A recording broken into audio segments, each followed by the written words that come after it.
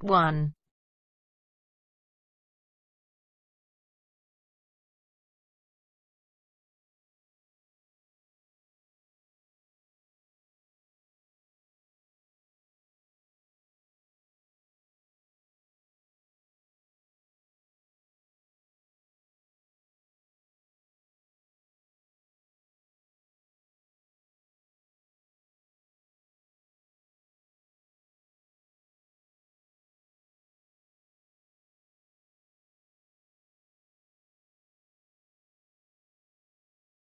You will hear a number of different recordings and you will have to answer questions on what you hear. There will be time for you to read the instructions and questions and you will have a chance to check your work. All the recordings will be played once only. At the end of the test, you will be given 10 minutes to transfer your answers to an answer sheet.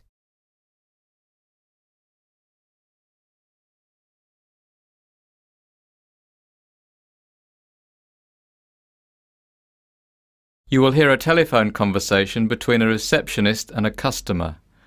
First, you have some time to look at questions 1 to 8. Pause the recording for 30 seconds.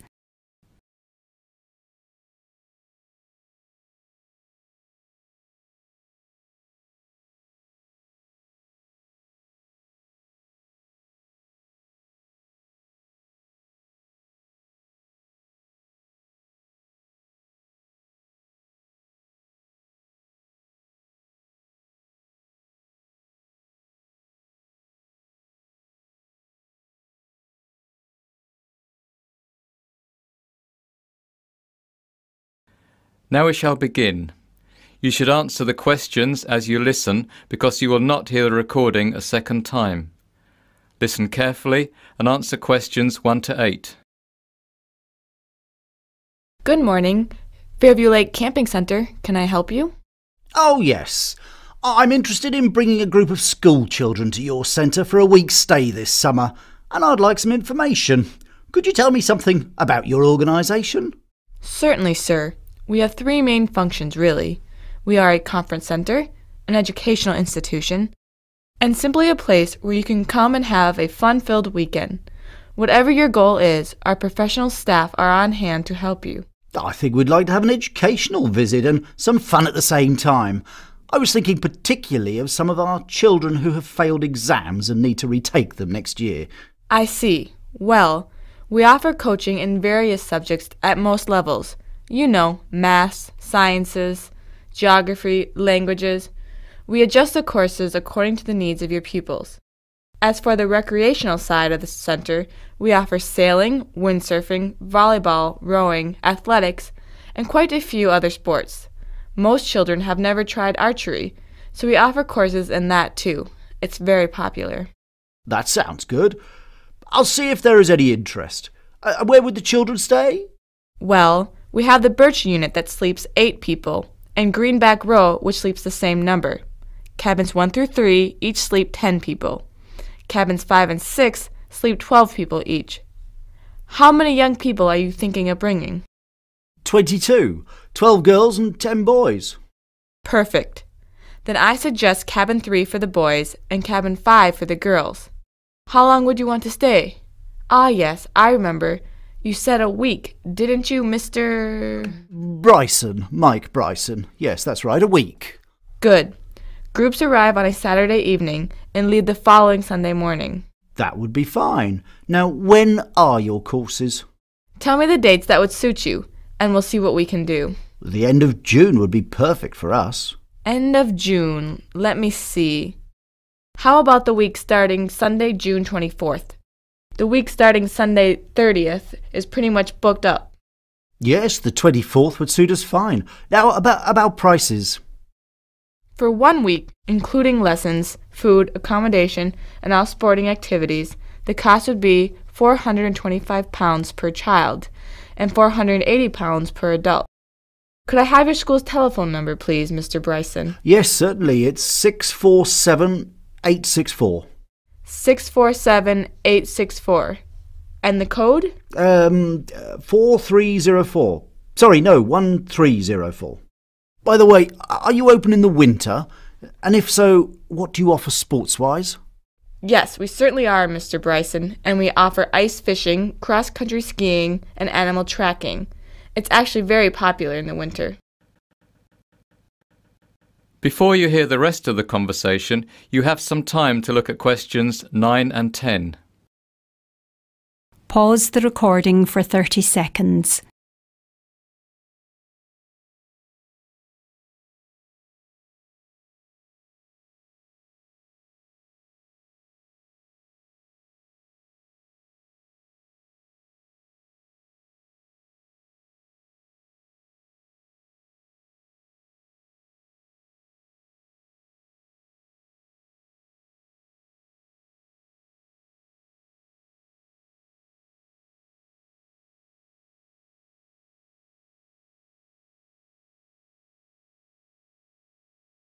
Now listen and answer questions 9 and 10.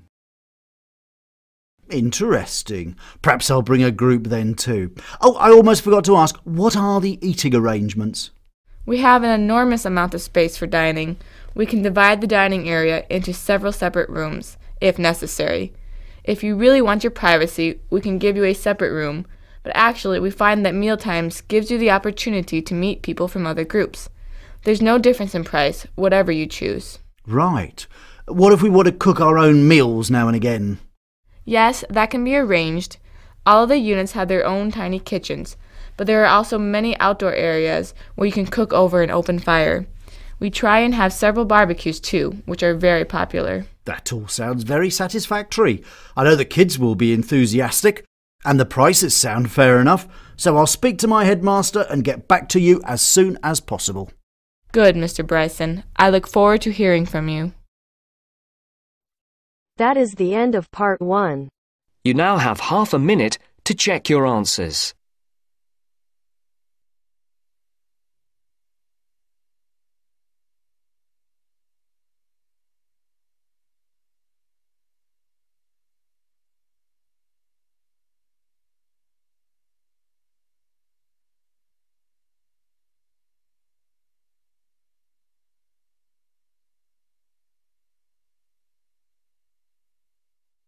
Now turns to part 2. Part 2.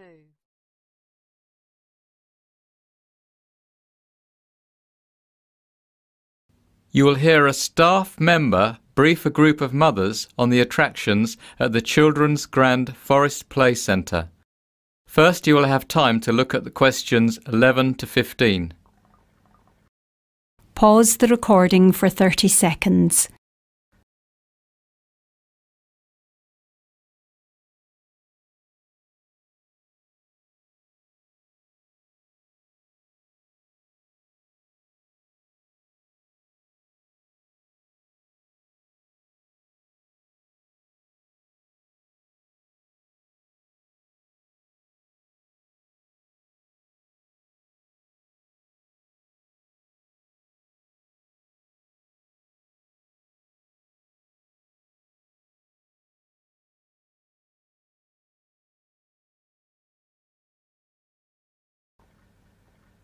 Now listen carefully and answer questions 11 to 15. I'm delighted to welcome you all here to our magical little outdoor play centre. We feel very privileged and excited today to have our first customers here to attend the official opening. But before we let you, and more importantly your kids, get down to the business of enjoying themselves, I just wanted to make everyone familiar with the centre's main attractions. If you look at the map I've given you, let's start by following the entrance road straight through the centre to the attraction on the right of the bridge. That is the petting zoo, a lovely little area where children can spend time in the company of our very friendly farm animals. Continuing left past the bridge will take you to the toddler's play pool. Alternatively, taking a right at the petting zoo will bring you down to the bouncy castle and fairy palace. If I can draw your attention to the waterfall and frog pond, you'll notice that there are 2 attractions close by. Following the road that leads to a dead end takes you to Winter Wonderland. Here we use snow machines to create a magical world of winter delights. We think this will be a big favourite. On the other side of the map, just down from the Fairy Palace, there's another kind of wonderland, Waterworld. Waterworld is for the older kids, a place where they can have fun on the slides and tubes and play about in the water to their heart's content. Jumping back now to the other side of the map again, you'll see not so much an attraction as a service for you poor tired mums. This is the babysitting area. You can leave your little ones in the safe hands of our professional carers should you need a rest. The last attraction I have to show you then is the craft zone, which is on the right hand side, down a little closer to the entrance to the Waterworld. Here the kiddies can learn how to make all sorts of beautiful things like shiny jewellery and sparkly cards. Before you hear the rest of the discussion, you have some time to look at questions 16 to 20. Pause the recording for 30 seconds.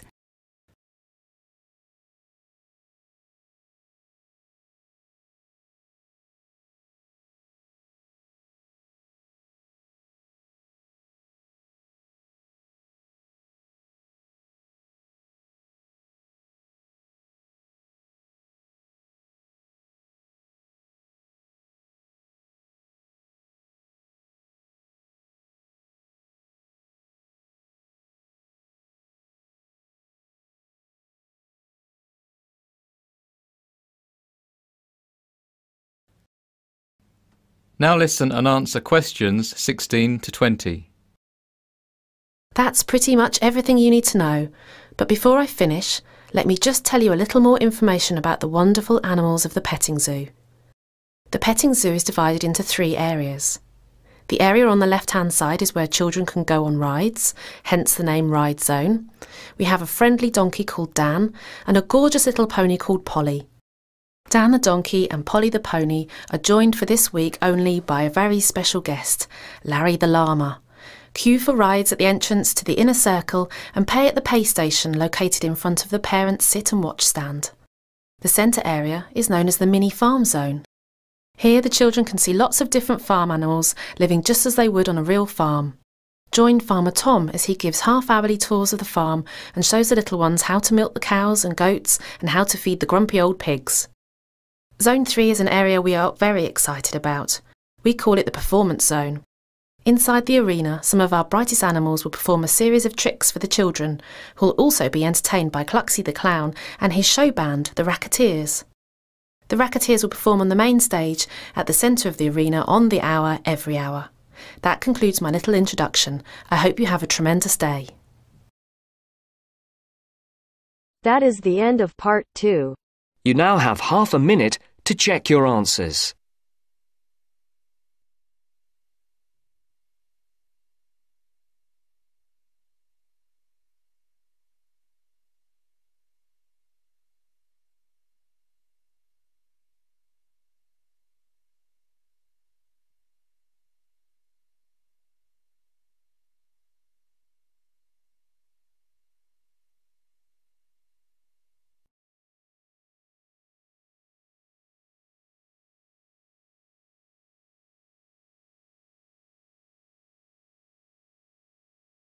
Now turns to part 3. Part 3.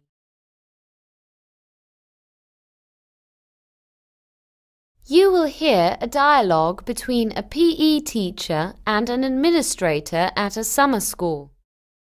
First, you have some time to look at questions 21 to 27.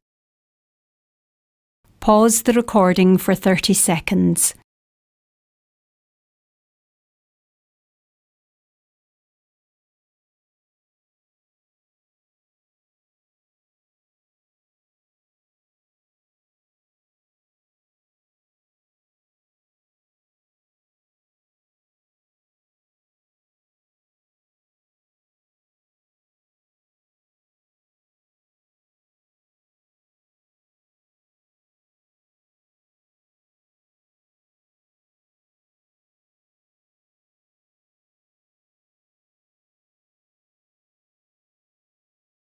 Now listen carefully and answer questions 21 to 27. Excuse me, I've come to inquire about your summer school courses. My name's Paddy Deans. Please call me Paddy. OK, Paddy. I'm at your disposal. Are you talking about concentrating on one subject, or do you want to study a number of different subjects? And are we talking about graduate studies or a preparation for graduate studies? We can also give you advice on a new career, but we're not in the field of business management or anything like that. No, nothing like that. I was more interested in your sports programmes. You see, I'm a PE teacher and I've just got a new post. There's no compulsion to do this, but I really want to improve on my teaching and coaching techniques, if you see what I mean. I believe you have an excellent swimming programme, for example. That's right. Most of our instructors reached international level. Our course is designed to enhance the technical aspects of stroke, training and the strategy for each participant. Technical instruction, stretching and dry land training, training principles and stroke development are integral parts of the programme. So it's for someone who's reached a good standard of swimming.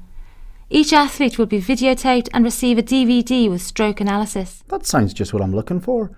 What will I need for the course? Swimming trunks, towels, swim cap, flippers, goggles and a pillow and bed linen for the week. Right, I understand. Now, would there be any chance of taking part in equestrian events? My new school is horse riding mad, and to be honest, I've never sat on a horse in my life, although I like horses. Well, you've come to the right place, Paddy. And naturally, we can provide a horse for you. We have a very well-respected equestrian camp. And don't worry if you're a complete beginner. There are no end of other people in your shoes this year for some reason. What sort of thing would I do? Well, the beginners would start off with basic horsemanship. How to sit on a horse, how to make it obey simple instructions, you know. But don't worry, one of our instructors will have a long chat with you and define realistic goals. Are you interested in dressage, flat work or show jumping? To be honest, I haven't the faintest idea. That's fine. You can watch the experienced riders and try a bit of everything. I'm sure something will grab your fancy. Great. By the way, what's the enrolment deadline for all this? Well, we've just extended it by a week, so it's now May 2nd. Fine.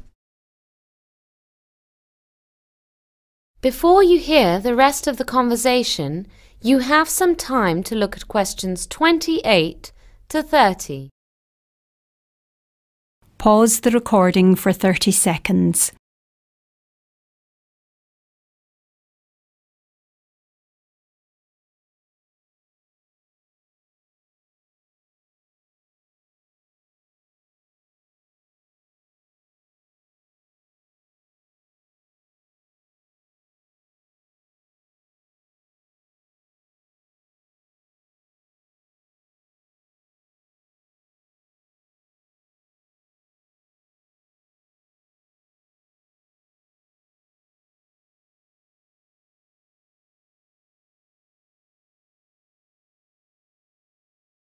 Now listen and answer questions 28 to 30. You arrive on Sunday and leave after lunch on Thursday. The cost is £500. This covers room and board from dinner on the first day to lunch on the last, tuition, programme materials, evening recreational activities and use of one of our horses. So could I do the swimming course followed immediately by the equestrian course? Oh yes, they fit in quite nicely, one straight after the other. Now, is there anything else, Paddy? Well, actually yes. Now that I'm here. In my new school I'm having to teach girls for the first time in my life, and they're also big on rhythmic gymnastics. Now, although I've got lots of experience with Olympic gymnastics, I don't feel at all qualified to teach rhythmic. We do run a course in rhythmic gymnastics, but it's in September. Would you be able to come back? But I'll be back at school then. We've thought of that, and that's why it's a weekend course. 3 weekends to be exact. First 3 in September. Put me down for that one then. Any idea what the course involves?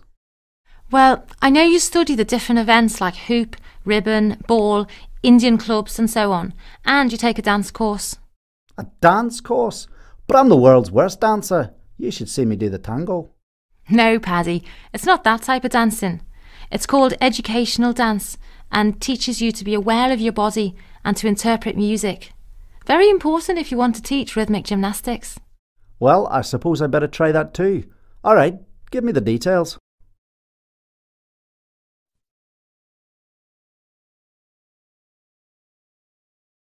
That is the end of part 3. You now have half a minute to check your answers.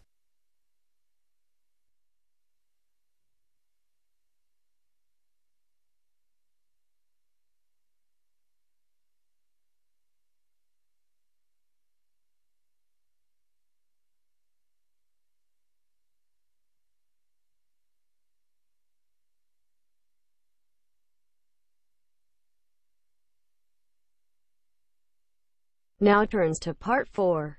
Part 4.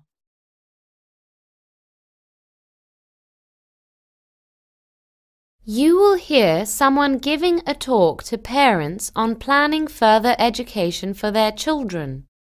First, you have some time to look at questions 31 to 40. Pause the recording for 1 minute.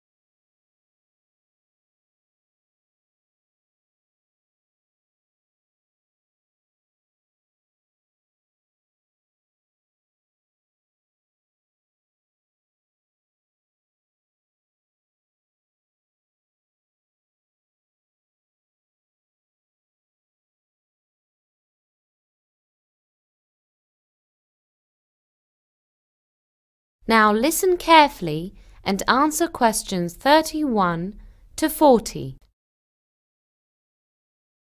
Tonight, I'd like to address myself to parents who are planning to send their children to university, but who might be concerned about the cost. There's no doubt that university education is a great asset. Not only will your children learn and grow, but according to the Department of Skills figures, on average, someone with higher education earns 50% more in a lifetime than someone without. But in the last decade or so, the cost of getting a degree has more than doubled, and it looks as if things are going to get worse. Maintenance grants were abolished in 1997, and tuition fees introduced for students in England, Wales and Northern Ireland. University fees are rising steadily, some of them more than £6,000 a year. If you thought funding a university education was beyond your reach, think again. With sound planning, you can provide your children with this opportunity of a lifetime. If you're a new parent, remember that the earlier you start saving, the less you have to pay every month, and the greater your return. Money will give you flexibility about where your children study and the course they choose. But how should you invest? There's no simple answer, but there are a number of options.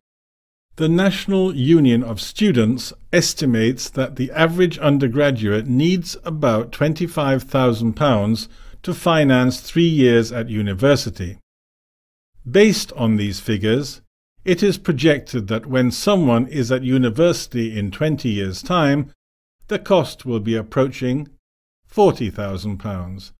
But this is assuming that university fees will only increase with the rate of inflation.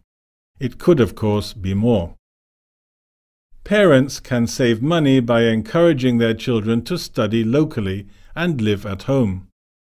Almost 80% of the costs students incur are living expenses: rent, food bills, travel, laundry, etc. If your child is already 13 years old and you haven't started to save yet, there is no time to waste. If the young person is interested in joining the armed forces, for example the Royal Air Force, he can get the RAF to sponsor him throughout university.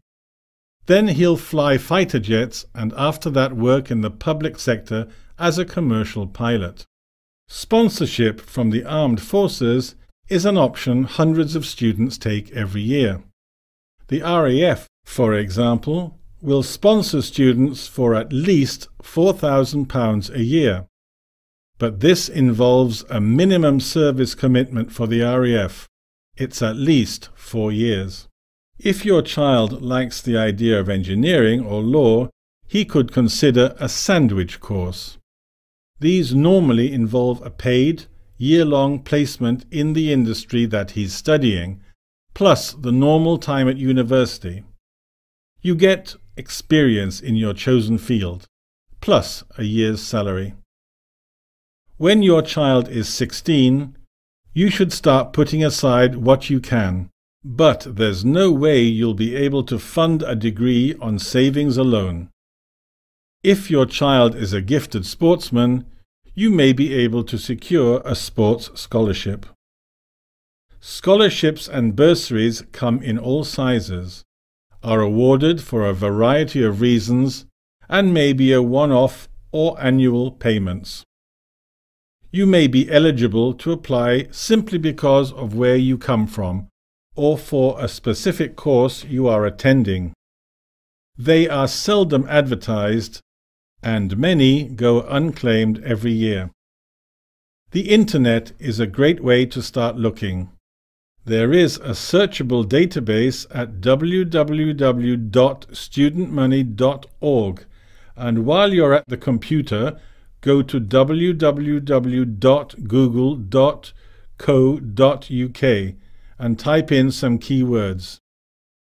If you're a keen cricketer, for example, put in University Bursary Sport Cricket, for instance. Top of the results page is the University of Kent, which gives a £1,500 cricket bursary to talented players. If you haven't put any money aside, your teenager will almost certainly need to get a student loan. By far the best way for him or her to borrow. The maximum yearly loan is about £5,000. There are two reasons why the loan is so attractive. Firstly, the index-linked interest rate is very low, far lower than you'd get from the bank. Secondly, you don't have to start paying it back until you've left university and you start earning a decent salary. Now, a few more things to look at. That is the end of part 4.